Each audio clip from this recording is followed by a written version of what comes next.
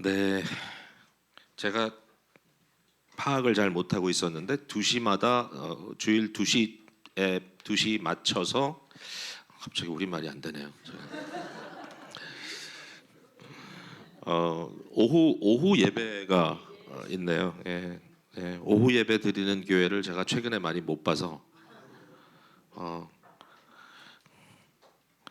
진실로 개혁주의 교회로다. 제가 이렇게.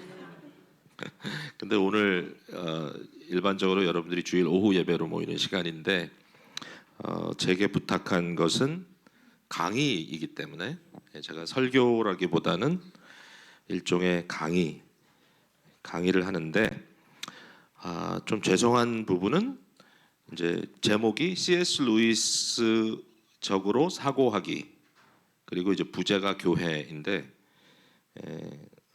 아주 정확하게 말씀드리면 교회가 주제고 루이스적으로 사고하기는 아주 요만큼 제가 말씀드릴 것 같아요. 이유가 뭐냐면 루이스라고 하는 좀 생소한, 물론 많이 들어보셨을 수도 있지만 어떤 인물의 이 사고 세계를 우리가 이해한다는 것은 40분 강의로는 사실상 불가능하기 때문에 이 중요한 집회 시간에 제가 어차피 불가능한 것을 하는 것보다는 여러분에게 그래도 좀 피부에 와닿는 교회라는 주제를 가지고 좀 시대적인 진단을 하면서 이제 루이스라면 어떻게 얘기했을까 이런 식으로 접근하는 게 좀 나을 것 같다는 생각을 했습니다. 성경 한 절을 제가 읽는다면 제가 에베소서 1장 23절을 여러분께 먼저 나누고 이제 말씀을 이어갈 텐데요. 너무나 잘 아는 익숙한 말씀일 겁니다. 예, 교회는 그의 몸이니, 여기 그는 그리스도죠. 교회는 그리스도의 몸이니 만물 안에서 만물을 충만하게 하시는 이의 충만함이니라 그랬어요. 그러니까 이제 결국 교회는 그리스도로 충만한 공동체다. 그러니까 그리스도와 뗄래야 뗄 수 없는 공동체다.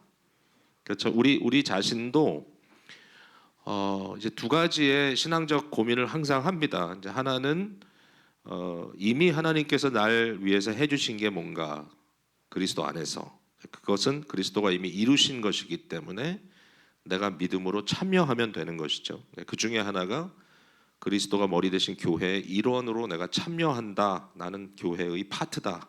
교회의 멤버다. 교회의 지체다. 이 멤버라는 말의 원래 뜻은 이제 몸의 지체를 의미하는데 나는 교회의 지체다. 지체되었다. 그게 이제 제일 우리가 알면서도 살아가면서 이렇게 놓치는 부분이고 그 다음은 뭐냐면 그렇다면 내가 어떻게 그리스도적인 삶을 살 수 있는가. 그러니까 단순히 주께서 날 위해 해주신 것뿐만 아니라 그러면 내가 무엇을 삶을 통해서 추구하며 살 것인가라고 했을 때 내가 그리스도 안에 그리스도가 내 안에 즉 그리스도적 삶이 나를 통해서 나타나는 것이 기독교의 목적이다라고 말할 수 있겠죠. 이게 개인과 공동체 양쪽에서 다 이루어지는데 특별히 교회라고 하는 것에 대한 고민을 우리가 할 수밖에 없다라고 생각합니다. 자, 제목을 교회에 대한 시대적 숙고라고 붙였고요. 예, 시대적 숙고, 숙고. 제가 우리말을 사실상 학교에서 배운 것은 초등학교 수준밖에 안 되기 때문에 제가 어떨 때는 영어 단어를 생각하고 우리말로 사전적으로 변화를 이렇게 번역을 해서 쓰기 때문에 숙고라는 말이 등장을 한 겁니다. reflection. 깊이 사고해보다, 깊이 고민해보다 이런 뜻일 텐데요. 자, 모이는 교회와 흩어지는 교회 얘기를 잠깐 드릴게요. 교회는 두 가지의 형태로 존재한다라는 것을 제가 기본적으로 인정합니다. 성경적인 것 같고요. 그래서 교회는 무엇이냐라고 했을 때 정의를 제가 다시 처음부터 시작하진 않겠습니다만은 교회의 형태를 보면 모이는 교회죠 오늘은. 보통 이제 주일을 기점으로 해서 6대 1의 비율로 6일은 세상으로 파송돼서 우리가 사역하고 일하고 하지만 하루는 이 교회 공동체에 함께 모여서 주로 하는 건 그거죠. 예배, 그 다음에 서로 교제. 이 성도의 교제가 밥 먹고 끝나는 게 아니고요. 사실은 밥을 먹는다는 걸 뭘 의미하냐면 한 권속 가족임을 확인하는 겁니다. 그래서 그냥 새로운 식구가 오면 식사 같이 하시오가 배고픈 것을 해결하라는 의미가 아니고 나와 한 가족이 되어 주십시오라는 초대인 것이죠. 예, 그 스페니쉬로 미카사 수카사라는 말이 있어요. 미카사, 미카사 내 집, 수카사 당신 집. 그러니까 내 집이 곧 당신 집입니다. 이게 어차피 교회는 하나님 집이고 내 집인데 당신도 이곳에 당신 집이 될 수 있습니다. 이런 의미로 하는 거죠. 그래서 교제가 되게 중요하고 세 번째는 훈련 받는 겁니다. 훈련, 트레이닝, 제자화되고 그 결과가 뭐냐면 예배도 제가 오늘은 이제 2부 예배 때는 제가 축도를 하지 않고 우리 어르신 목사님께서 아주 의미 있는 그런 축도를 또 해주셨는데 제가 1부 때 축도할 때는 버릇처럼 돼 있어가지고 예배 마치는 복의 이 선언, 축도라는 말을 저희도 안 쓰는데 이 교회도 안 쓰네요. 잘하신 거예요. 기도가 아닙니다. 이 복의 선포, 하나님의 선포를 대신하는 건데 그때 제가 맨 먼저 하는 말은 여러분을 파송합니다. 그러니까 예배가 끝나는 순간 여러분은 이 세상으로 파송되는 거죠. 그래서 이 파송이라는 것이 되게 중요하죠. 그러니까 예배도 파송으로 이어지고 교제도 파송으로 이어지고 흩어졌다 또 만납시다.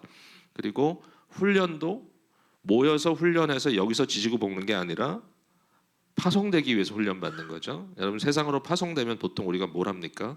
복음의 전도자가 되고요. 두 번째는 공의의 실천자가 되고요. 셋째는 긍휼의 실천자가 됩니다. 그래서 이 세 가지가 딱 생각해 보면 교회 안에 있는 세 가지 직분을 의미합니다. 집사, 장로, 목사. 목사는 선포자, 장로님은 공의의 실천자, 집사님들은 긍휼을 베푸는 사람들. 물론 이건 그것만 한다는 얘기는 아니지만 이제 사역적 특징인데 제가 이제 가끔 이런 얘기를 해요. 교회에서만 장로하지 마시고 세상에서도 장로하십시오. 장로란 타이틀 얘기가 아니고 장로적 삶을 세상에서도 사는 것. 목사도 마찬가지고요. 집사님들도 마찬가지고. 그러니까 이게 직분이 교회 안에서 하기 위한 직분이라기보다는 교회에서는 그런 것들이 섬김이 필요하지만 사실은 세상으로 파송되는 것도 되게 중요하다. 모이는 교회와 흩어지는 교회가 사실은 두 가지 형태로서 교회에 존재한다는 거죠. 오늘은 모이는 교회입니다. 자, 근데 이제 요즘의 문제가 뭐냐면 요즘은 모이는 교회를 배척합니다. 자, 여러분께는 이해가 안 될 거예요. 근데 지금 대다수의 교회에 대한 고민을 하는 사람들이 가지고 있는 문제 의식은 교회의 이 제도적 이 행위, 모임, 우리가 말하는 예배, 우리가 말하는 예배는 뭐죠? 예배에는 형식이 있잖아요. 형식, 틀이 있는 예배, 리털지라 그러죠. 예전이 있잖아요. 그러니까 예전적 예배를 배척하고 그리고 교인들끼리 모이는 것이 무슨 의미냐 이제 이렇게 얘기를 하고 그리고 이제 뭔가 교회에서 일관성 있게 뭔가를 강요하는 것들에 대한 대단한 반감들이 있습니다. 권위주의를 반대하고 또 일정한 교사에 의해서 그들의 생각과 사고가 전수되는 것에 대해서도 반감이 많아요, 요즘은. 그래서 각자 알아서 이렇게 하다 보니까 이제 나타나는 현상들이 뭐냐면 가나안 성도 현상이 일어났어요, 한국 교회는. 이게 이제 말씀을 드리겠지만 이러한 현상은 마치 20세기 초반 이후에 그 일본에서 유행한 여러분 우치무라 간조라는 분 들어봤죠? 무카이교, 무교회주의. 그래서 제도 교회를 배척하고 그냥 각자 하나님과의 관계에 집중하면서 지적인 교류를 하는 그러한 것을 더 선호하는 형태의 의식이 있는 분들이라고 이제 생각을 했고 한국에 같은 경우는 이제 김교신 같은 분이 사실은 훌륭한 사상가고 민족주의자인데 이제 교회라는 관점으로 봤을 때는 좀 고민이 있는 부분이에요. 그러니까 가나안 성도는 뭐냐면 못 들어보신 분들 안 계시죠? 그러니까 안 나가를 거꾸로 해서 가나안이잖아요. 그러니까 이제 나는 교회 안 나가. 그래서 이거 이제 누가 그 타이틀을 붙이기를 가나안 성도라고 붙였는데 근데 이게 예전에는 예를 들어서 전체 한국 기독교 인구의 뭐 5%, 뭐 이 정도 생각을 한다면 이 사람 누구냐면은 어디 가서 이제 증명서에는 종교가 뭡니까? 기독교. 근데 교회는 안 나가는 거예요.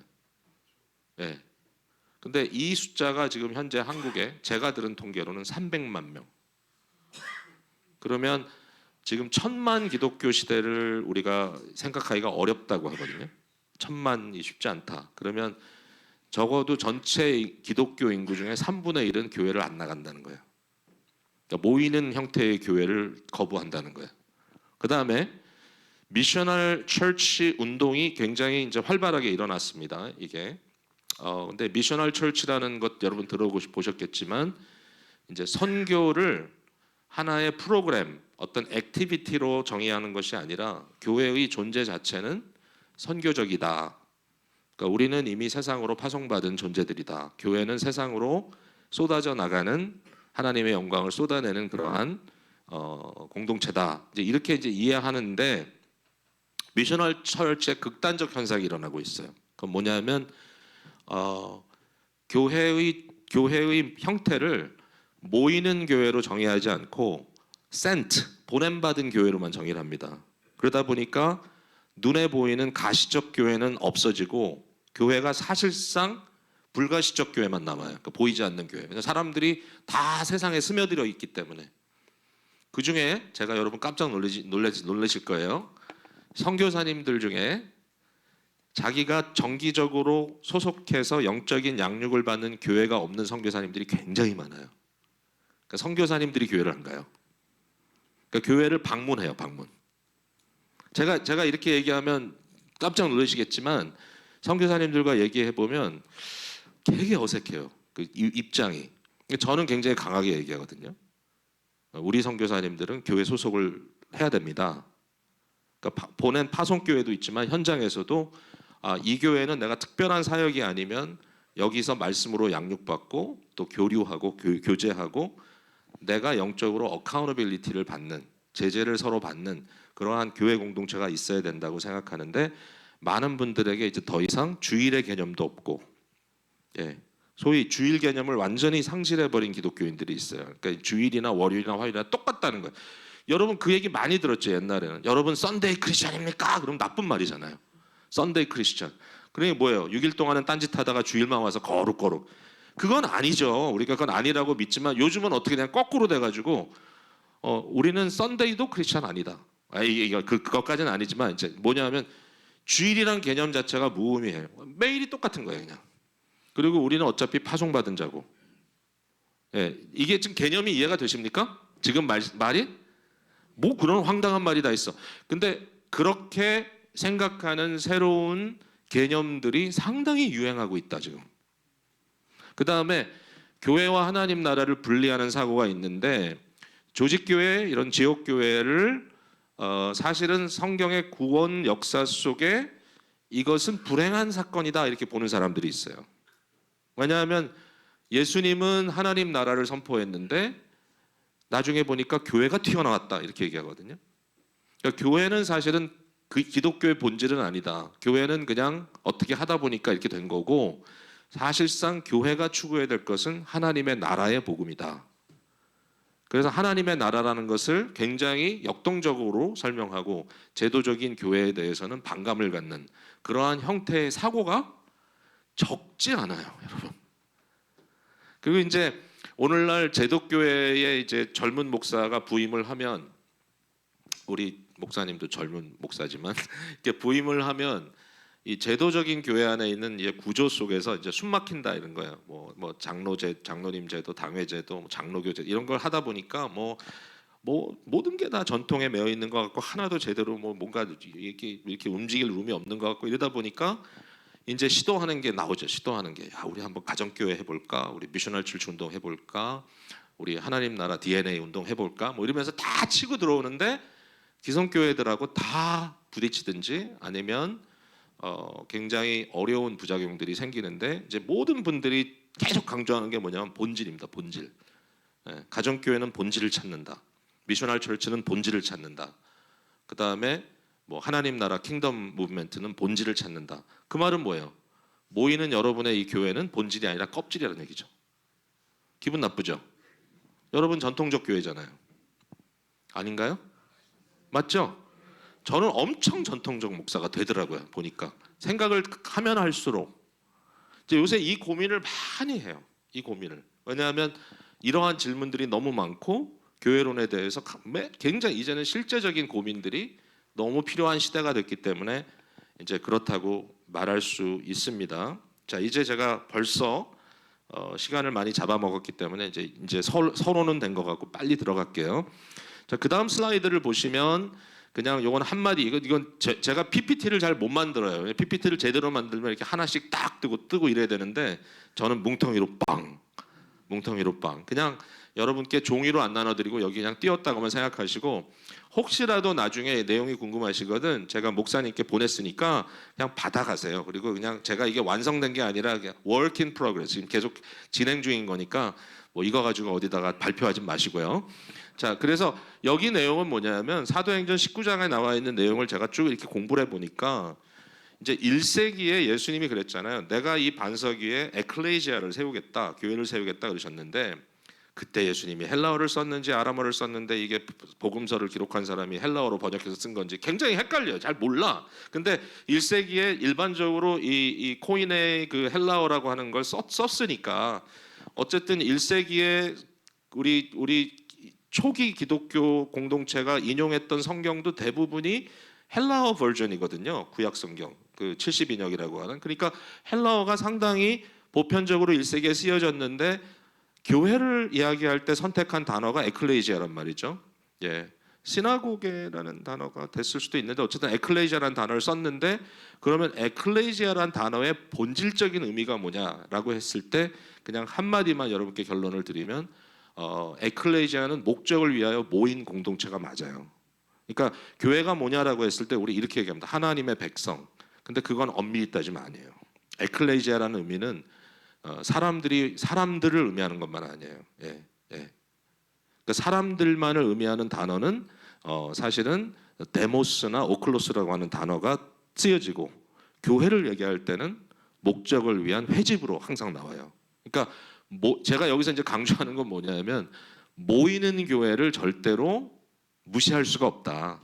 교회의 모이는 형태를. 그러니까 교회는 일단 모여야 돼.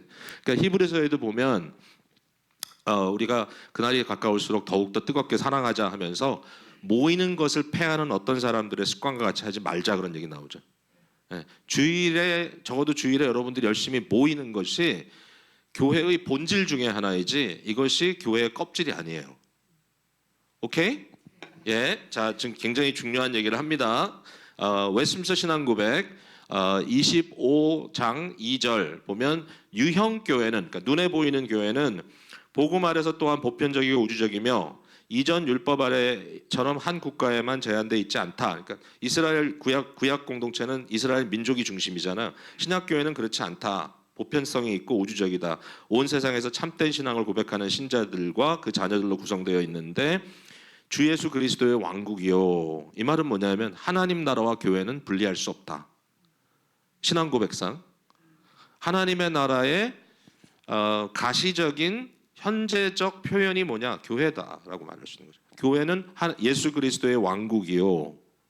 오케이? 자, 왕국에 대한 제가 이걸 또 신학적으로 두 가지로 분리할 수 있는데 그건 얘기 안 하겠어요. 그러니까 지금 복잡하니까. 근데 적어도 웨스민스터 신앙 고백에서 하나님 나라라는 말을 쓰는 거의 유일한 장소가 교회를 설명할 때입니다. 그 다음에 하나님의 집이며 가족으로서 교회 밖에는 구원의 통상적인 가능성이 존재하지 않는다. 여기서 말하는 교회가 뭡니까? 선교적 교회입니까? 아니면 가난한 성도들의 모이지 않는 교회입니까? 아니에요. 유형 교회잖아요. visible church, 눈으로 보이는 교회. 네. 심지어는 일반적으로 크리스찬은 교회 안에 있는 것이 옳다라고 말하는 거죠. 통상적으로 교회 밖에는 구원이 없다라는 말은 구원받은 성도라면 교회 공동체의 회원이어야 된다라는 얘기죠.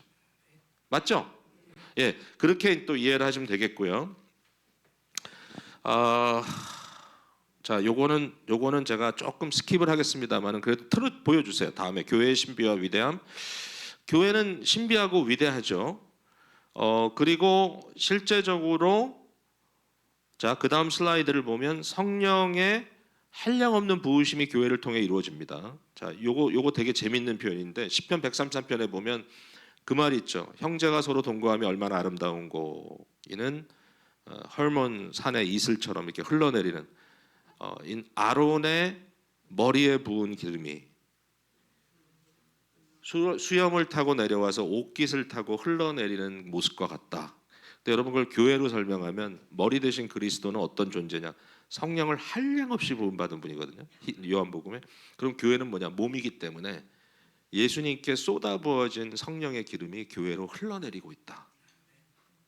그러니까 굉장한 신비와 영적인 능력을 지닌 공동체가 교회다라고 말할 수 있고, 자, 그다음 거.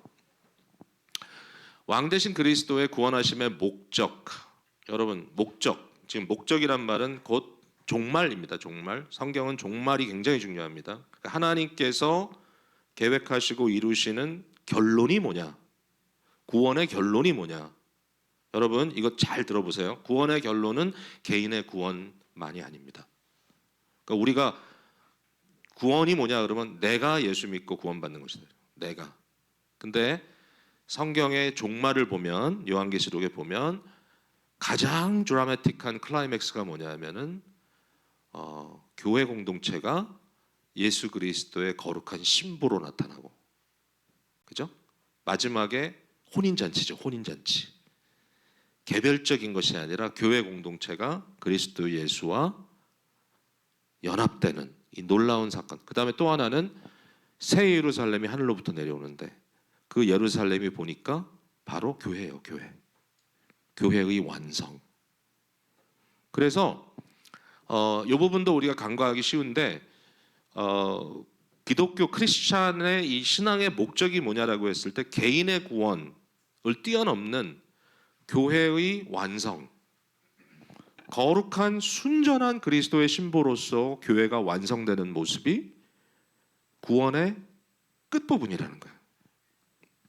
그러니까 지금 우리가 포함되어 있는 이 교회는 물론 우주적 교회로 봤을 땐 한 일부분이지만, 그러나 눈에 보이는 가시적 교회 외에 보이지 않는 무형 교회를 우리가 이야기할 필요가 뭐가 있냐고요. 교회는 뭐예요? 눈에 보이는 가시적 교회, 우리에게는. 그럼 이 가시적 교회가 완성되어서 그리스도의 순전한 신부처럼 우리가 구원의 완벽한 상태를 공동체가 경험하고 그 안에 진정한 사랑과 이 빛의 역사를 체험하는 그러한 상황으로 이 모든 것이 이 완결되는 그러한 장면, 그 장면이 바로 현재 우리가 가고 있는 교회와 연결돼 있다라는 거예요.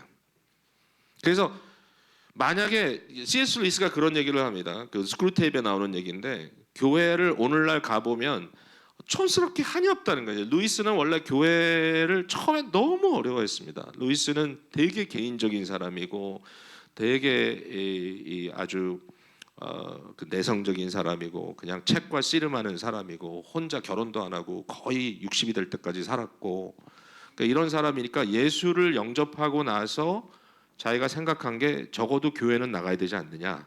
그래가지고 성공의 교회를 나가기 시작했는데 가서 보니까 사람들의 얼굴 표정도 좀 이상하고, 그러니까 세상에서 이렇게 보던 사람이 갑자기 얼굴이 이렇게 돼가지고 막 기름기 낀 이런 얼굴로 하고, 뭐 어떤 사람들 보니까 옷도 이상야릇하게 입고 오고, 뭐 노래도 막 튠도 안 맞는 노래를 하고 있고. C.S. 루이스는 문학가요 시인인데 교회에서 부르는 찬송가를 보니까 너무 촌스럽게 한이 없고, 이런 얘기를 쭉 하면서 세상의 교회라는 것은 사실은 그렇게 뭐 대단치 않다. 그러나 만약에 사탄이 영적인 존재로서, 사탄이 아주 굉장히 대단한 존재잖아요. 그가 볼 수 있는 교회를 만약에 우리가 볼 수 있다면, 이 되게 재밌는 표현이에요. 사탄은 교회를 보면 그 영원 무궁한 하나님의 영원한 영광스러움과 연결되어 있는 교회의 실제적인 영적인 모습을 사탄은 본다는 거예요. 사탄이 떤다는 거예요. 만약에 우리가 그 모습을 볼 수 있다면, 그러면 우리 생각이 바뀔 것 같다. 그러니까 이걸 종말적으로 저는 보자는 거예요. 하나님께서 종말적으로 이루시려고 하는 교회의 목적을 우리가 진정 이해한다면, 오늘날 교회가 부족하다 할지라도 이미 하나님께서 그 일을 시작하셨기 때문에 work in progress죠. 지금 그 일이 계속 진행 중에 있으니까 이 현재적인 상태에 대해서도 얼마나 위대한 영광을 여기서 볼 수 있을까, 봐야 할까. 믿음은 결국 보이지 않는 것의 실상이잖아요. 우리는 보이는 것으로 걷지 않고 보이지 않는 것으로 걷잖아요. 근데 그게 환상이 아니라 믿음이기 때문에 사실이라는 거예요. 그러니까 그런 의미에서 우리 안에 교회라고 하는 공동체에 대한 흠모하는 마음이 일어나야 된다라는 말씀을 드리고 싶은 겁니다. 자, 그 다음에 현 시대의 증상들, 제가 이제 요게 좀 하이라이트인데, 자 이제 남은 시간 제가 잘 써보겠습니다. 현 시대를 보니까 교회에 대해서 다음과 같은 증상들이 보이는데, 제가 영어를 쭉 쓴 이유는 제가 이제 고민을 하면서 뭔가 이렇게 좀 인식을 나누려고 하다 보니까, 제가 이거 오랫동안 한 게 아니라 사실 최근에 많이 고민한 내용이거든요. 다 I자로 시작을 해요. I자로. 그래서 이제 그렇게 이제 써본 거예요. 근데 내용은 뭐 여러분 옆에 보시는 것 같습니다. 그래서 이 첫 번째 지성주의라는 말은 요즘에 가나안 성도들이 추구하는 건 뭐냐면, 자기 혼자 책 읽고 묵상하고 성경 읽고 스스로 지적인 생활을 하는 거예요. 지적인 크리스천 생활. 예. 뭐 교회 모여가지고 철야기도 한다고 주여 삼창 이런 거 알르르기 반응이 와요. 근데 저도 주여 삼창은 잘 못해요. 예, 주여 주여 3번 외치고 통성기도하는 잘 아직도 잘 못해가지고 이번에 제가 한국 와서 이제 뭐 우리 신학교에서도 총신 신대원 그 개강 수련회를 인도했는데, 제가 기도를 인도하는데 영 어색하더라고요. 여러분 한번 크게 주여 외치고 기도합시다. 이게 안 돼요 저는. 그래서 기도합시다 주님 이렇게 하니까 다들 기도를 못해. 주여 뭐 외치고 하면 막 불같이 일어날 텐데, 어쨌든 그런 게 이제 이 사람들에게는 이 싫은 거예요. 그래서 이제는 큐티 운동, 각자 조용히 말씀 묵상하고, 요새는 리소스가 너무 많으니까 아니 뭐 솔직히 말해서 교회에 오면 목사가 이상한 얘기나 하는데 뭐 와가지고 목사에게 순종해야 복 받습니다 이따 얘기만 하고 있으니까, 이제 아니 나 그런 거 들으러 뭐하러 교회 나가겠어. 나는 좋은 서적 읽고 아주 지적으로 신앙생활 할 거야. 이해되시죠 여러분? 두 번째는 개인주의. 이건 뭐 너무나 잘 알잖아요. 개인주의. 그러니까 이제 모두가 다 내가 우선이에요. 내가 편한 것, 내가 원하는 것. 그러니까 나한테 귀찮은 건 안 해. 여러분 사실은 교회에서 제일 힘든 게 뭡니까? 같이 있는 것도 힘들지만 힘든가요? 어쨌든 그렇지만 여러분 여기는 무슨 터라 그러던데, 이제 소그룹으로 모여가지고 나누는 거, 그죠? 그러면 이제 그걸 여러분 어떻게 하세요? 자원해서 들어가세요? 아니면 누가 이렇게 묶어주세요? 묶어주는군요. 예. 이제 묶어드리면 이제 싫어요. 왜냐하면 내가 정말 싫어하는 사람이 같이 들어와 있어. 예. 그러면 이제 뭐 예를 들어서 어떤 경우는 며느리가 와서 제가 시어머니 친구분과 같은 지금 소그룹에 들어가 있는데 내 속을 얘기하면 다 잃으시기 때문에 이게 되겠냐 이런 얘기도 하시고, 그러니까 되게 어렵잖아요. 그러니까 나중에 결론적으로 당신이 원하는 대로 하세요. 그러면 이제 어떤 상황이 벌어지냐면 나랑 똑같은 사람끼리만 모이는 거예요. 생활 수준 같아, 관심사 같아. 그럼 모이면 무슨 얘기 합니까? 어디 가서 뭘 샀는데 야 진짜 좋더라. 어디 가서 뭘 먹었는데 진짜 맛있더라. 여행은 어디로 가는 게 좋더라. 그러니까 결국 그런 모임이 돼버리죠. 예. 이것이 개인주의의 연속입니다. 왜? 나 같은 사람만 좋아해요. 자, 그 다음에 아이솔레이셔니즘은 그것보다 한 단계 더 나가요. 혼자 있고 싶은 거예요. 독방에 들어가서. 그러니까 이제 과거에는 이것을 신앙적으로 되게 중요하다고 생각했어요. 왜냐하면 누가 이렇게 얘기합니다. 여러분의 진정한 신앙은 뭔지 아십니까?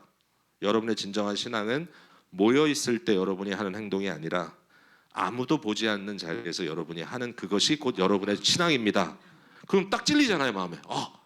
근데 대단한 영성 같지만 이제 그게 또 완전히 반대쪽으로 스윙해가지고 이제 이 사람들이 원하는 건 뭐냐?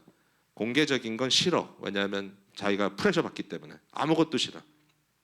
그냥 나 혼자 있으면 머리 손질 안 해도 되고 화장 안 해도 되고 그냥 샤워 안 하고 그냥 아무데나 있어도 되고. 예.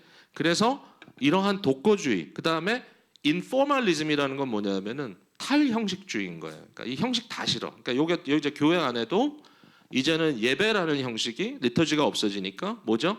찬양팀 나와가지고 찬양 인도 한 30분 하고, 그 다음에 뭐 기도하는 교회도 있고 안 하는 교회도 있고, 그 다음에 그냥 강사가 앞으로 나와가지고 나오는데, 그때 이제 강사들이 되게 중요한 건 뭐냐면 저처럼 넥타이 매고, 제가 지금 약간 좀 이거 인포멀하게 입은 거예요. 이건 제가 주일날은 아주 보통 이제 정장을 하는데 제가 정장을 딱 한 벌만 가져왔는데 지금 단추 떨어지고 다 난리가 나가지고 이제 이게 입었는데 일단은 찢어진 청바지에다가 티셔츠 정도 입고 나와서 마이크 잡고 해야 은혜가 되는 거예요. 왜? 형식을 깨는 행동들이 은혜가 돼요. 그래서 이 탈형식주의가 오늘날 교회에 굉장히 유행처럼 번지고 있어요. 그래서 많은 사람들이 뭐라 그러냐면 이제 대안교회, 대안공동체 이런 대안. 왜냐하면 이렇게 해가지고는 교회가 안 된다. 새로운 교인들이 들어오지도 않는다. 이건 안 되고 젊은이들을 위해서라도 이제는 새로운 세대를 위해서라도 형식을 깨는 것만이 방법이다. 이렇게 얘기를 하는데 제가 최근에 이제 어떤 교회 운동하고 좀 깊은 이런 좀 이 공방을 좀 하고 있는 부분이 있었는데 이제 이런 교회들이 가지고 있는 굉장히 중요한 주장이 뭐냐면은 우리 교회는 불신자들이 와서 교회에 정착하는 퍼센트가 높다는 거예요. 그 교회 교회 예가 뭐냐면 우리 교회는 30%가 우리 교인 30%가 이 교회에서 세례받은 교인들이다. 성인들로서. 그 제가 어제도 어느 교회에 대해서 들었어요. 유명한 교회인데 형식을 깨는 교회입니다. 그 교회가 매주일마다 열몇 명씩 세례를 받는다. 여러분 어때요? 확 오지요 뭐가? 그렇게 해야 되나 보다 우리도. 아멘. 누가 아멘 하셨어요 지금? 아멘. 노멘. 근데 어쨌든 지금 그렇게 해야 되나 보다라고 생각을 하는데 이제 제가 절대로 비꼬는 건 아닙니다. 제가 비냥거리는 건 아닌데 제가 이제 슬쩍 물어봤어요. 그 교회는 세례를 줄 때 제세를 하시나요? 제세례는 뭐냐면 유아 세례를 받은 사람한테 다시 세례를 주든지 아니면 이전에 세례를 받긴 받았는데 그건 엉터리니까 새로 받겠다든지 이런 사람들에게 제세례를 하느냐 약간 머뭇거리다가 그런 경우가 있다 이렇게 답을 하더라고요. 네. 그러니까 조금 통계를 좀 잘 살펴봐야 돼. 네. 제가 이건 너무 시니컬하게 얘기한 건 아닌데 요게 조금 다른 면도 있을 수 있겠구나. 그러니까 너무 그렇게 통계를 쉽게 내서는 안 될 것 같다. 자 그런데 이제 여기에 대해서 문화 역행적 방법은 뭘까라고 했을 때 저는 이러한 지성주의보다는 통합적 신앙이 더 중요하고요. 그러니까 이제 여기에 지성과 감성과 그 다음에 행동적인 내가 행동. 여러분 기독교는 머리로만 하는 겁니까? 아니죠. 머리로만 하는 것이 쉽나요? 통합적으로 하는 게 쉽나요? 하는 게 어렵죠. 어렵죠. 왜냐하면은 생각한 걸 이행해야 되니까. 그러니까 내가 믿는 예수님의 말씀, 너희가 서로 사랑하라. 혼자서 머리로만 사랑하는 건 얼마든지 할 수 있죠. 근데 교회 공동체에서 꼴배기 싫은 사람들을 사랑하는 것은 어렵죠. 근데 그렇게 안 하면 어디 가서 사랑할 거예요? 응? 내가 지성주의, 개인주의, 독거주의, 그죠? 이런 형태로 비형식, 형식주의 이런 형태로 내가 원하는 사람들만 만나서 히히 덕거리면 거기에 어떤 실천적 믿음이 나옵니까?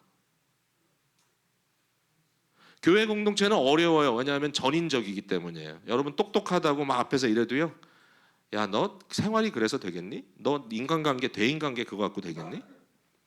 응? 응? 너 그렇게 돈 좋아해서 되겠니? 다 나와요, 교회는. 그래서 어려운 거예요. 그러니까 이러한 부분에 대해서 사실은 더 깊은 고민이 필요한 거죠.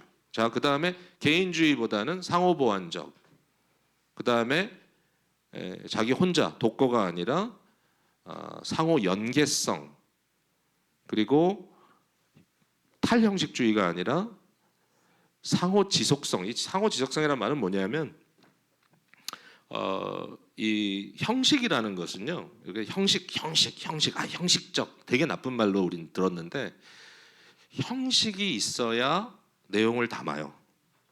그러니까 그릇이 있어야 내용이 담기지 그릇이 없는데 음식만 좋으면 안 돼요. 맞죠? 그리고 진짜 훌륭한 셰프는 그릇 선택부터 해요. 멋진 그릇을 선택해서 거기에 아주 아름답게 음식을 프레젠테이션합니다. 제가 조금 충격적인 경험이 있었습니다. 저는 캐나다에서 어린 시절 보냈다고 말씀드렸죠.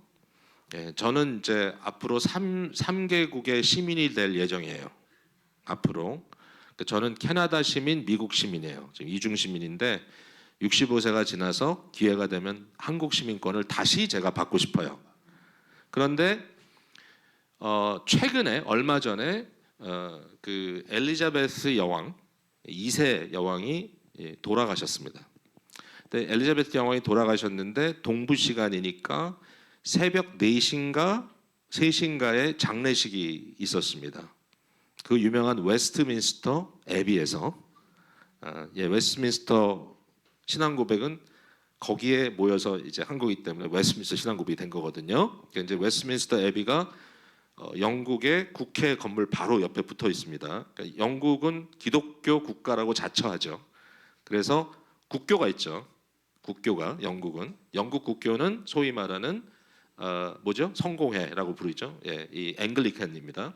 그래서 이 영국 국교 형태로 캔터베리라고 하는 곳의 주교가 비숍이 장례를 주관하면서 장례를 치렀습니다. 그 애비 안에서 해 저물어 아니 뭐지 날 저물어서 해가 오더인가 하여튼 그런 찬송 있죠. 어린 아이들 콰이어가 나와서 쫙 그걸 부르는데 이렇게 막 장례가 이제 이루어지는데 제가 진짜 놀란 것이 캔터베리의 주교가 비숍이 한 20분에서 30분 정도의 설교를 하더라고요. 근데 그 설교가 부활의 소망으로 가득 차 있었어요. 오? 일반 사회적인 세러머니에서 저런 얘기를 할 수 있어? 근데 영국 국교라는 틀 안에서 물론 그건 굉장히 스펙트럼이 넓기 때문에 아주 진보적인 그룹도 있고 C.S. 루이스가 그것 때문에 굉장히 고민을 많이 했거든요. 당신들이 도대체 뭘 믿는 거냐? 근데 그러한 틀 안에 요새 이제 리바이벌이 일어나고 있습니다. 제가 케임브리지에 갔을 때 앵글리칸 교회를 갔는데 젊은이들이 가득 차가지고 하나님을 찬양하는데 너무 황홀했어요. 복음주의가 다시 일어나고 있단 말이에요. 근데 캔터베리의 주교가 설교를 하는데 고린도전서 15장을 가지고 설교를 하는데 그 설교가 너무 성경적이고 너무 초자연적이고 너무 신비하고 예수 그리스도의 부활과 함께 우리가 부활할 것이다라는 그 부활의 신앙을 선포하더라고. 전 세계가 보고 있는데 제가 속으로 그랬죠. 네. 영국 국교에 이러한 형태가 없었다면 이런 일이 일어날 수 없을 것이다. 그러니까 형식이 방해가 될 수도 있지만 형식이 내용을 유지해 나갈 수 있는 너무나 중요한 하나의 방편이 될 수도 있기 때문에 우리가 교회라고 하는 것도 무조건 형식을 깨는 것이 아니라 좋은 형식을 더욱더 리파인 시켜서 더 내용을 다 잘 담을 수 있도록 일종의 서사를 만들고 거기에서 우리가 유익을 얻는 것이 되게 중요하다. 그러니까 서스테이너빌리티라는 말이 저는 굉장히 중요합니다. 서스테이너빌리티. 그러니까 현상 유지가 아무것도 아닌 것 같지만 현상 유지가 되게 중요합니다. 여러분 선교적 비즈니스라는 말 들어보셨나요? 예? 선교적 비즈니스. 예. 예. 예. 미셔널 선교적으로 비즈니스하는 거. 그러니까 이 사람들의 개념은 뭐냐면 그 선교적 비즈니스는 목적이 뭐냐면은 비즈니스의 확장, 이윤 창출, 끊임없이 더 성장해 나가는 것이 목적이 아닙니다. 그러니까 선교적 비즈니스의 목적은 뭐냐면 transformational sustainability. 되게 좀 어려운 말이죠. 영적인 변화가 가능한 현상 유지를 해나가는 게 목적입니다. 그러니까 계속 그 일이 반복되는 가운데 그 안에서 영적인 성장이 일어나도록 하는 겁니다.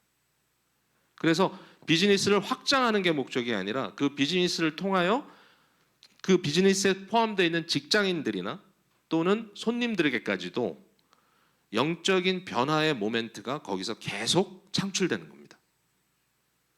그래서 교회라고 하는 것도 저는 그렇게 생각해요. 교회가 계속해서 숫자적인 증가, 건물 확장 여기에만 집중하면 효율성이라고 하는 데만 강조를 하게 됩니다. 어떻게 하면 우리가 빨리 갈 수 있느냐.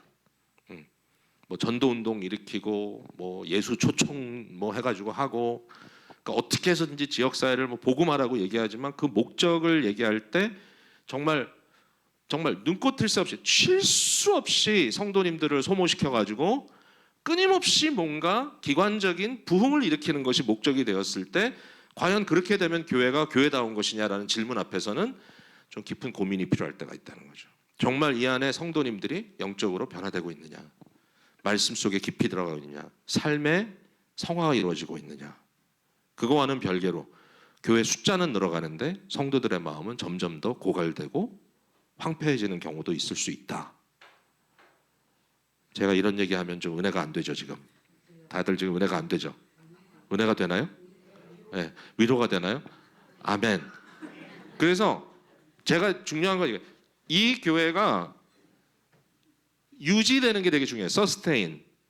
근데 서스테인 되는 것이 다가 아니라 그 틀을 만들어서 그 안에서 영적인 에너지가 계속 더 딥해질 때 더 들어가야 돼. 그러니까 목회자도 뛰어다니면서 그냥 소모만 되면 목회자는 오래 못 가요. 제가 아는 친구들 60대 초반 다 병들어 있어요.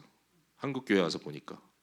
이민 교회도 뭐 그런데 어쨌든 여기는 진짜 너무 스케줄이 소모적이기 때문에, 예, 그러다 보니까 자기 관리가 안 돼요. 자기의 몸 관리는 될지 몰라도 마음 관리가 안 돼. 그래서 나이가 들어가면 보상 심리에 빠져가지고 내가 이렇게 뼈 빠지게 고생했는데, 그리고 나서 이상한 일들이 벌어져요. 그래서 목회자가 젊은 시절부터 계속 자기 관리하고 공부하고 스스로 이렇게 마음에 채워질 수 있도록 여러분들이 기도해 주시고 또 그렇게 좀 인커리지 해주는 게 너무 중요합니다. 네. 솔직히 제가 굉장히 욕심이 많은 게 신학교 이제 다 마치고 개척을 생각할 때 여러 옵션을 생각했어요. 어디로 갈까? 근데 이제 필라델피아에 머물기로 한 굉장히 중요한 이유는 어차피 맨 땅의 헤딩인데, 뭐 사람이 있어 개척한 건 아니까 맨 땅의 헤딩인데 거기를 선택한 이유는 뉴욕이나 LA로 가면 제가 소모될 것 같더라고요. 솔직히. 그러니까 나는 학자적 목회를 하고 싶다. 그 말은 뭐냐? 공부할 시간도 좀 확보하고 지적인 대화도 좀 가능하고 약간 천천히 가더라도 좀 퀄리티를 만들면 좋겠다. 저희 교회 비전이 뭔지 아세요? 예, 성장을 확장보다 변화로 측정하는 교회가 되고 싶다. 예, 그래서 우리 교회는 부흥이 안 돼도 제가 할 말이 있어요. 감사하게도 조금씩 커요. 조금씩 커요. 그래서 감사한데 이제 제가 이 부분에 대해서는 되게 많은 고민들을 하면서도 지금 이제 특별히 지금에 와서 이제 많은 젊은 목회자들에게 이 인스티튜셔널 석세스, 기관으로서의 성공, 성취에 대해서 목적을 삼는 순간 결국 무슨 문제가 생기냐? 당신은 당신을 비롯해서 모든 사람들을 그 목적을 위해서 이용할 것이다. 제가 목회 처음 시작할 때 하나님께 책망받은 부분이거든요. 교회를 했는데 이 사람은 마음에 드는데 저 사람 좀 마음에 안 들어. 그러면 주님 저분은 좀 뭐 이렇게 기도하다가 한번 하나님께서 제게 되게 책망을 주신 적이 있거든요. 예, 이 교회가 너의 어떤 그 성공지향적 면류관을 삼으려고 한다면 너는 수많은 사람들을 너의 목적을 위해서 소모할 거다. 그 말이 저는 너무 서러웠어요. 많이 울었어요. 그 말 제 마음속에 떠올리면서. 네, 왜냐하면 그게 아니기를 너무 바랬기 때문에. 근데 참 힘들더라고요. 그런 부분이 자기 관리하는 게. 그래서 많이 여러분 기도로 도와주셔야 돼요. 많이 도와주셔야 돼요. 자, 다음 거 하면 이제 마칠게요. 제가 뒷부분에 좀 있는데 여기까지만 할게요. 그래서 이제 루이스 얘기를 하기로 했으니까 루이스적 교회 인식에 대해서 이제 루이스의 신앙은 제가 여러분께 제가 이제 쓴 짧은 책이지만 헤아려 본 기쁨이라는 책을 좀 소개해드리고 싶고, 이 책을 이렇게 읽어보시면 아, 루이스는 이런 형태의 신앙에 대한 어떤 문화를 갖고 있구나. 그래서 어쨌든 루이스는 엄청난 지력을 지니고 있는 지성인입니다. 20세기 최고의 기독교 지성인이라고 얘기합니다. 근데 그분에게 어마어마한 감성이 있습니다. 로맨티시스트입니다. 근데 거기에 엄청난 상상력이 동원됩니다. 그리고 루이스는 신앙을 이야기할 때 상상력을 자극하는 이야기를 끊임없이 합니다. 그래서 제일 많이 하는 얘기 중에 하나가 뭐냐면 천국에 대한 이미지네이션입니다. 그래서 헤아려 본 기쁨 보시면 그게 나옵니다. 그래서 단순히 지성적인 것만 갖고는 안 되고 굉장히 날카롭고 논리적인 지성이 있지만 그러나 거기에 감성과 상상력이 동원되는 통합적 사고, 행동도 마찬가지고 상호보완주의에 있어서는 루이스는 공동체성 자체를 구원이라고 얘기합니다. 이게 그의 성공회적 개념인지도 모르겠어요. 그러나 그는 죄라는 것을 어떻게 정의하냐면 자기중심성으로 정의합니다. 죄는 뭐냐? 자기 사랑, 자기 중심, 자기 집착. 그 죄에 대한 것은 교만이든 뭐든 결국은 그 뿌리는 자기 사랑에 머무르는 것이다.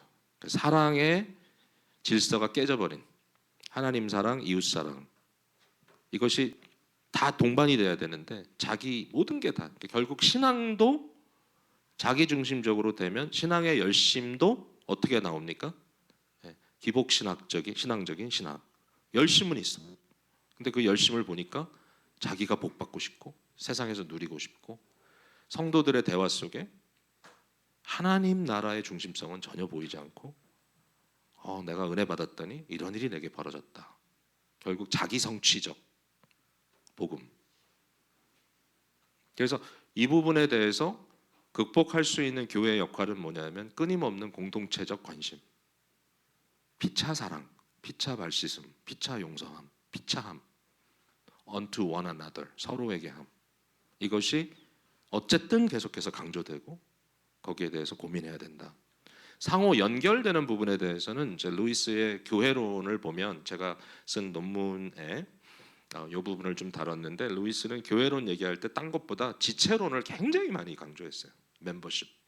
그러니까 멤버십이 뭐냐? 그러니까 몸은 하나인데 지체가 여럿이다. 이게 무슨 뜻이냐? 그래서 이 교회의 성도들의 상호 연결점 이 부분에 대해서 많이 고민하고 많이 얘기하고. 그러니까 이건 뭐 너무 여러분이 잘 아시죠. 예. 우리 중에 가장 연약한 자에게 더 많은 종기를 주고 한 사람이 아프면 같이 아프고 한 사람이 기쁘면 같이 기뻐하고. 그러니까 이게 모든 것이 다 신경으로 연결돼 있듯이 우리가 그리스도의 이 센스로 영적인 센스로 연결돼 있어서 서로가 서로를 이렇게 계속 채워주고 메꿔주고 땡겨주고 밀어주고 하는 이제 그러한 상황이죠. 그 다음에 상호 지속성에 대해서는 루이스는 영구함, 이 퍼머넌스에 대한 관심이 굉장히 많아요. 제가 이게 좀 뭐죠? 이제 문화의 역행인데요. 루이스는 자기 스스로 중세기 인물이라고 얘기합니다. 그러니까 루이스는 현대인의 고민 중에 하나가 뭐냐면 이 과잉한 이 스피드. 예, 그 한병철인가 교수님이 쓴 책 제가 최근에 소개받았는데 피로 사회, burnout society. 그러니까 모든 지금 이 시대는 성취, 성공을 향해서 끊임없이 경쟁적으로 달리고 있는 가운데 사회가 다 피곤에 빠져 있다. 피로한 것. 그것보다 이제 더 다른 의미가 많이 있겠지만 철학적으로 그 딱 느낌이 오는 게 다 번아웃 돼 있구나. 전부 다 번아웃 돼 있구나. 루이스는 마음에 그것보다는 영구한 것을 추구하라. 그리고 이분은 독서에 대해서도요. 오래된 책을 읽어라. Read old books. 클래식을 읽어라. 그러니까 우리로 얘기하면 존 캘빈을 읽어라. 칼빈 읽고 그 다음에 퓨리탄 클래식들 읽고 그 다음에 초대 뭐 삼위일체론 이런 거 읽고 이제 이런 것들이 어렵지만 그러나 거기에 2000년의 역사가 담겨져 있는 깊은 반복적으로 증명된 진리의 보물이 담겨져 있다. 그래서 이 퍼머넌스에 대한 것 그리고 이제 반복의 의미에 대해서는 제가 그냥 이렇게 얘기할게요. 요새 굉장히 그 뜨는 이제 철학자 중에 제임스 스미스인가? 예, 맞죠? 맞나요? 캘빈의? 갑자기 제가 이름이 헷갈리네요. 근데 그분이 이 부분을 되게 강조합니다. 그러니까 아비투스의 형태를 갖추는 것이 되게 중요하다. 그러니까 이게 반복을 통해서 우리가 어떤 일을 계속 하는 것이 그것이 우리에게 익숙해지고 그것을 통해서 우리가 당연한 어떤 루틴 속에 들어가는 것이 절대로 부정적인 것이 아니다. 그 중에 제일 중요한 게 뭐냐면 예배다. 예배라는 리터지가 있는데 현대인들은 다 예배를 한다는 거예요. 모두가 다 예배하는데 물질주의적 신앙을 갖고 있는 사람들은 그들이 가는 성전이 있다는 거예요. 성전. 예, 여러분 물질주의자들이 가는 성전은 어딜까요? 예, 쇼핑몰입니다. 롯데백화점 가서 또는 신세계백화점 가서 그것도 명품만 있는 쪽에 딱 가서 한 번씩 감상하고 돌아오면서 주여 믿나이다. 그리고 돌아온다는 거죠. 그래서 이게 모든 사람들에게는 예배 루틴이 있는데 기독교인들은 매 주일마다 공동체 예배로 나와서 뭘 하죠? 세상에 속한 나의 모든 생각을 회개하고 하나님께 다시 결단하고 다시 세상을 향하여 파송되는 이 반복적인 예배 루틴이 기독교의 힘이다 이렇게 얘기합니다. 기독교는 그게 있기 때문에 절대로 쉽게 무너지지 않는다. 끊임없는 자기 반성과 하나님을 향한 갈망, 이것이 교회를 움직이는 힘이다. 이걸 어떻게 상실하겠어요 우리가? 저는 여기까지만 하는데 정말 장로교가 뭐 문제가 많다, 뭐 이런 제도에 문제가 있다. 저는 그렇게 생각해요. 이런 말 있죠. 영어에 이런 말이 있습니다. Do not reinvent a wheel. wheel이라는 건 바퀴죠. 바퀴를 재발명하지 마라. 왜냐하면 아무리 세모난 바퀴를 끼거나 네모난 바퀴를 껴도 당장 보기에는 되게 멋있는데 안 가요, 차가. 그러니까 결국은 바퀴는 동그래야 돼. 그러니까 뭐 대한 이거, 대한 저 바퀴를 자꾸 바뀌어 껴도 결국은 동그란 거예요, 필요한 거예요. 그래서 너무 새로운 것을 만들려고 하지 말라. 어떤 이제 교회 그 목사님하고 얘기를 하는데 이제 이분이 기성교회를 엄청 비판하고 한국 교회는 다 이제 뭐 끝났고 뭐 이젠 더 이상 소망이 없고 그래서 대한교회를 만들어야 되고 제독교회는 뭐 이제는 아무것도 안 되고 그래서 그 교회는 그러면 리더들을 어떻게 하냐 그랬더니 자기네들도 리더가 있는데 집사 장로라고 안 부르고 다른 걸 부른다는 거야. 그래서 제가 이름만 바꾼 게 무슨 의미가 있느냐. 그리고 교회가 권위적이고 어쩌고저쩌고 그래서 제가 아니 당신이 지금 리더하는 그 네트워크는 지금 당신이 독보적인 존재고 당신의 말이면 다 듣고 당신이 가자는 대로 다 가면 결국은 당신 중심적인 거 아니냐. 대치만 된 것이지 문제 해결이 어디 됐느냐. 예배 리터지는 빼버리고 찬양 부르고 설교한다고 예배가 돼요? 네? 그게 아니잖아요. 그러니까 형태를 없앤다고 되는 게 아니잖아요. 그러니까 바퀴를 새로 발명하려고 하지 말라. 그럼 뭐냐? 왜 한국의 장로교회가 병들어 있느냐?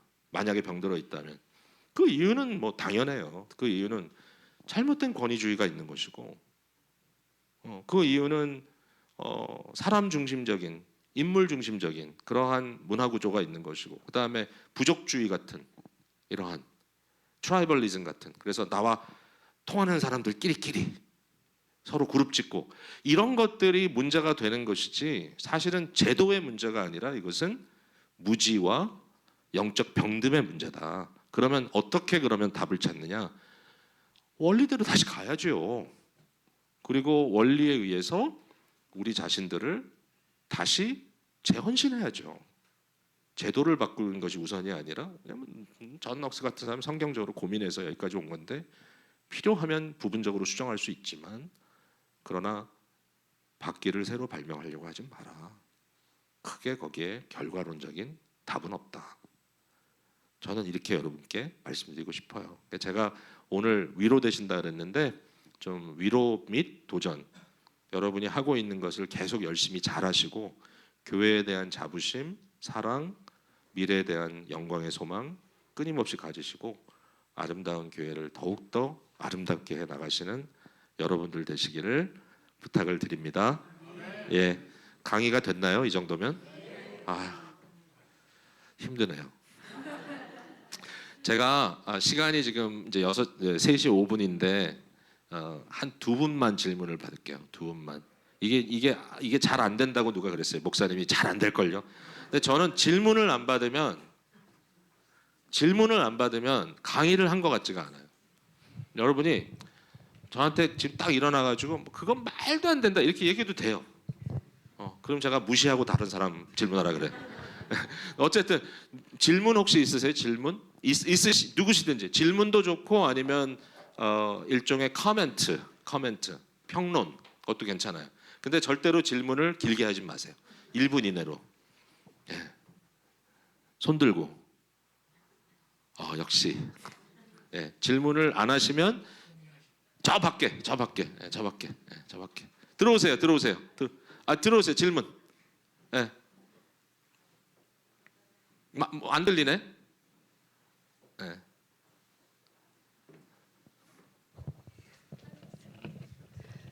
네, 그냥 너무 간단한 질문인데요. C.S. 루이스에 대해서 연구하시고 오늘 강의 준비해 주셨는데 저는 책을 소개받고 싶습니다. C.S. 루이스에 대한 책 중에서 어떤 것을 추천해 주고 싶으신가요?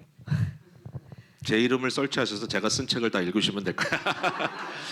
근데 C.S. 루이스에 대한 책 요새 그 한국에 몇몇 이름이 있는데 요새 김진혁 교수가 책을 좀 잘 써요. 예, 톨치 트리니티에 젊은 학자인데 그 제가 보기에는 제일 그래도 명확하게 이해를 하고 있는 것 같아요.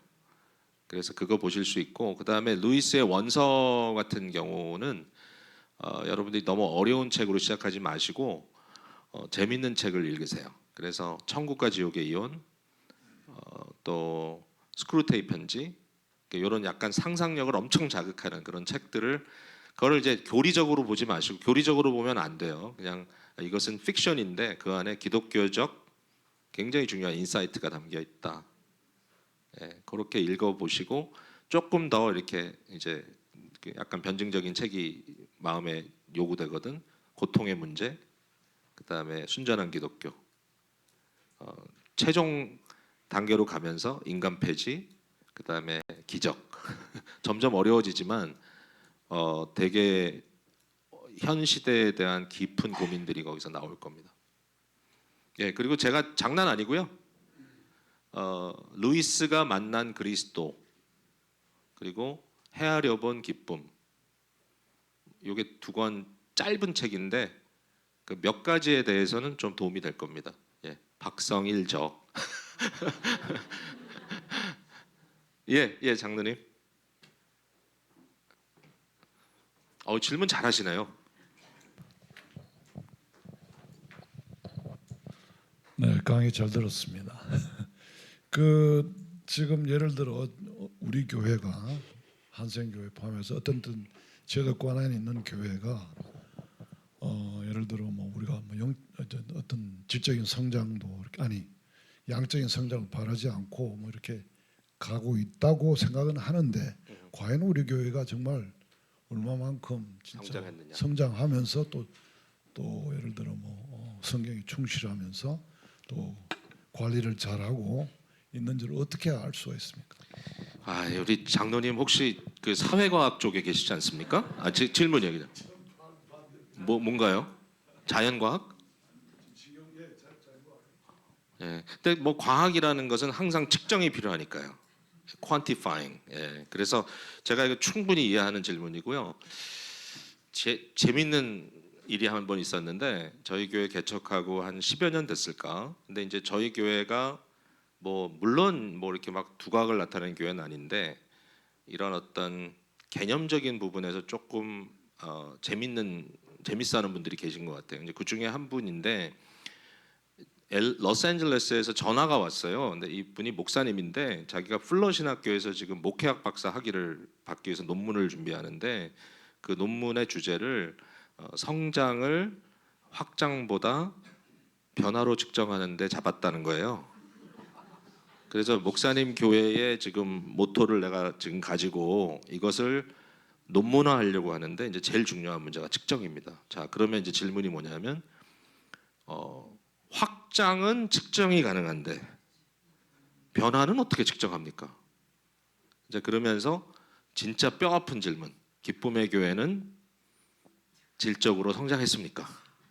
그러면서 양적으로 성장한 건 자기도 들어서 아는데 질적으로 성장했습니까? 그 얘기를 딱 했을 때 처음에는 약간 아차 했어요. 근데 이제 그 다음에 말씀드린 여러 가지 내용이 있지만 그 중에 이제 스케일을 만들어야 된다. 물론 성장의 스케일을 만들고 그걸 뭐 서베이를 하든지 셀프 리포트를 해가지고 이렇게 뭐 하루에 성경을 얼마 읽습니까? 이런 식으로 할 수도 있지만 이제 본질적인 고민은 적어도 네 가지의 측면에서 교회가 지금 어떻게 하고 있느냐라는 부분인데 하루 아침에 뭐 이게 다 눈에 드러나진 않지만 이제 어느 정도 시대가 지나면서 교회가 어떤 방향으로 가고 있느냐는 좀 잡힐 수 있는 것 같아요. 근데 그 리처드 러블레스라고 하는 이제 버스턴에 있었던 돌아가셨는데 그분이 교회사 교수입니다. 교회사 철치 히스토리안인데 여러분 김은진 사모님 교회사 학자인 건 아세요?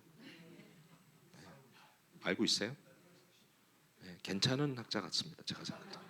근데 이 리처드 러블레스가 되게 재밌는 연구를 했어요. 그러니까 기독교 2000년 역사 중에 교회가 부흥됐던 시기가 있습니다. 여러분 부흥과 개혁은 다릅니다. 개혁은 사람들이 추구할 수 있지만 부흥은 하나님이 주셔야 됩니다. 그죠? 그러니까 부흥이 되고 그것으로 인해 또 개혁 운동이 일어날 때 교회에 어떤 변화가 있었는가? 그 공통분모를 쫙 잡아가지고 개인의 성장, 공동체적 성장, 이걸 두 가지로 나눠가지고 스케일을 만들었어요. 근데 이제 아주 심플하게 말씀드리면 공동체적 성장에는 네 가지의 요소가 있다. 네 가지 요소. 아마 들으면 실망하실 거예요. 네, 첫 번째는 기도, 두 번째는 공동체, 세 번째는 선교, 세 번째는 굉장히 어려운 말을 썼습니다. theological integration. 그러니까 저는 이렇게 이해했어요. 말씀에 대한 인식이 깊어짐과 함께 삶에 어떤 변화가 일어나고 있느냐. 그러니까 말씀과 삶의 연결. 그러니까 실제적인 그런 어떤 개인적인 그런 케이스들이 일어나느냐. 이 네 가지를 가지고 스케일을 잡는데 이게 기도 그러면 형식이 아니고 거기 이제 설명이 나와 있어요. 의존적 기도. 그러니까 교회 공동체가 어떤 의제나 또는 상황이나 어떤 실태에 대해서 어떻게 하나님을 더 전적으로 의지하는 공동체가 됐느냐. 기도를 형식적으로 하는 게 아니라 뭐 기도 모임 합시다 이게 아니라 교회가 정말 하나님 앞에 엎드리는 그런 일이 부흥기에 일어난다는 거예요. 두 번째 공동체는 얼마나 사랑하느냐. 근데 그 사랑의 내용은 교회 안에 가난하고 소외된 자들 또는 이방인들이 어떻게 교회 안에서 대우를 받고 있는가. 그 교회가 부흥되는 시기를 보니까 초대교회처럼 그 안에서 정말 가난한 자를 찾아볼 수 없을 만큼 이제 이렇게 되는 건데 그건 물론 이제 어려운 일이지만 그러한 실제적인 교회 안에 어떤 구체적인 그런 일들이 벌어지고 있느냐. 그다음에 세 번째 선교라는 말은 어려운 다른 말이 아니고 내가 받기보다 내어주기를 더 좋아하는. 그러니까 이게 선교의 그분의 핵심적인 이슈는 뭐냐면 덜어내는 교회. 얼마나 이 교회가 자기를 위한 것이 아니라 내어놓느냐. 성도들도 마찬가지죠. 이기적인 자기 성취가 아니라 얼마나 자기를 비워내느냐. 이걸 이제 선교로 측정했고요. 그 다음에 마지막은 말씀과 삶의 조화. theological integration. 이러한 네 가지의 스케일을 가지고 여러 가지 방법으로 셀프 스터디를 해야 되겠죠. 저희도 이제 그러면 교회가 이런 걸 해야 되지 않냐고 당회 고민하고 교육자들도 고민하는데 이거 사실은 겁이 나서 잘 못하겠어요. 제가 믿고 있는 우리 교회 수준이 있는데 혹시 뽀록 날까봐. 근데 가끔씩 아찔할 때가 있습니다. 아찔할 때가 있는데 그래도 우리 성도님들 계시니까 제가 뻥은 못 치는데 지금 굉장히 불안한데 제가 마음이 뭔가 어떤 부분의 견고함들이 조금 더 생겨났다라는 것이 되게 위로가 됐죠. 시간이 다 됐죠, 목사님? 목사님이 생각한 질문. 네, 하나 마지막으로 받겠습니다. 오늘 아주 비즈니스가 잘 됩니다. 오늘 기분이 좋습니다. 그 사회적 어떤 현상이라던가 아니면 책이라던가 뭐 아니면 성경을 볼 때라도 이것이 이게 나의 주관적 아니면 사탄의 어떤 생각 아니면 이것은 정말 하나님께서 주신 생각 이런 것들을 판단을 할 때 어떤 것들을 보시면서 생각을 하시는지 판단을 하시는지 예를 들면 이제 목사님 어떤 개척 그때 잠깐 얘기하셨던 것처럼 그것이 이게 하나님이 주셨던 생각이 아니었다라고 이제 어떤 판단을 하셨을 때가 그 처음에 생각했을 때랑 그 결론을 냈을 때랑 또 어떤 시점 차이라든가 이런 것도 있을 것 같거든요. 근데 보통 그럴 때 어떤 것들을 가지고 내가 그 사인을 하나님께서 정말 이렇게 주셨다는 사인을 어떻게 빠르게 알고 싶은 게 욕심인데 어떻게 하면 좋을까 이런 고민들이 좀 있어서 말씀드리고 싶습니다. 질문하고 싶습니다. 그것도 되게 당연히 어려운 질문인데 이제 그거는 이제 세 가지의 팩터가 있는 것 같아요. 그러니까 이제 첫 번째는 너무 당연하게도 이제 말씀을 통한 검증이 있는 거고요. 그러니까 제가 좀 전에 말씀드렸던 에피소드로 얘기하자면 과연 예수님께서 자기를 부인하고 십자가를 지고 나를 따르라는 말씀과 내 인생의 자랑을 하지 않게 하겠다는 하나님의 어떤 의도라든지 이런 것들이 말씀을 통해서 밝혀지는 거고, 두 번째로는 이제 상황적 요소인 것 같습니다. 그러니까 이 상황 속에서 과연 하나님께서는 나를 어떻게 인도하고 계시는가. 그 다음에는 이제 내 어떤 실존적 내 마음에 이제 심각한 그런 의도인데요.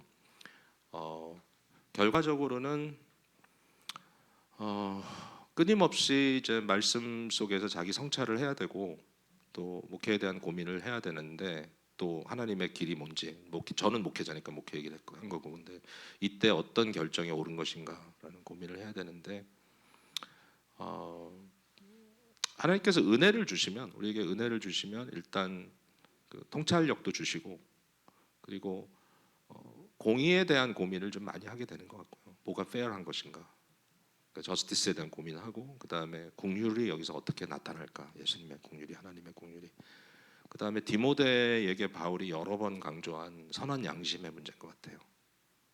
그러니까 자기 양심에 가책이 있고 또는 이것이 나에게 좀 의문을 만들어내고 있음에도 불구하고 그것을 잠재우고라도 내가 원하는 어떤 목적을 이루는 형태가 너무 많기 때문에 이제 그 부분에 대해서 자기 관리를 하는 거.